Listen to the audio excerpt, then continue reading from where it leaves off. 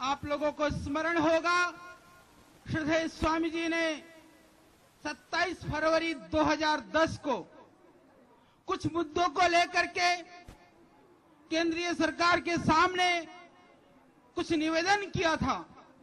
देश की जो स्थिति है, देश की जो दशा है, वह ठीक नहीं है।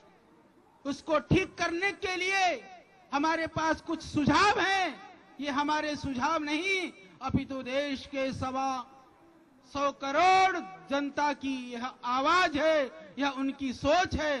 क्योंकि उससे पहले श्रद्धेय स्वामी जी देश के प्रत्येक कोने में, प्रत्येक शहर, गांव और हर जिले में भ्रमण करके करोड़ों लोगों के साथ संबोधन करके उनसे मिल करके आए थे।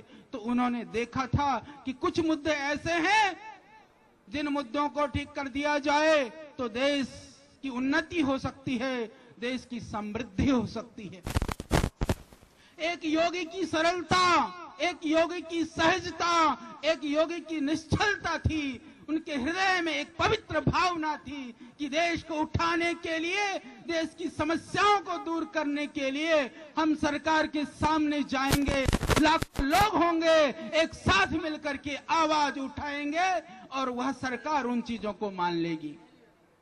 पर उस योगी की सरलता में एक त्रुटि हुई। जिन मांगों को लेकर के हम उनके बीच में गए थे, उस समय हमें यह नहीं पता था कि जिस काला धन को मांगने के लिए, जिस भ्रष्टाचार को मिटाने के लिए आप सरकार के पास जा रहे हैं, वह भ्रष्टाचारी और वह काला धन के रखवाले और कोई नहीं, यह सरकार स्वयं है। यदि हम तभी समझ लेते तो यह आंदोलन का स्वरूप और कुछ हो गया होता। वह दिन था। उसके बाद में आपको पता है कितनी भयानक रूप से उन्होंने, भ्रष्टाचार तो पहले से ही कर रहे थे, काला धन को भी पहले से पोषण मिल रहा था, परंतु जो भयानक क्रूरता बरत करके उन्होंने जो एक अत्याचारी का जो एक विभत्स रूप यहां पर देखने को देश को मिला, जालियांवाला बाग के कांड को हमने नहीं देखा। लाखों देश के लोग आज भी उसको याद करके कहते हैं कि यह कुछ जालियांवाला बाग का दूसरा रूप था। उन्होंने मिटाने के लिए, श्रद्धेय स्वामी जी ने तो कहा था काला धन ले आओ, प्रयास किया गया कि स्वामी जी को ही मिटाया जाए। और आज 2010 के बाद यह 2013 चल रहा है।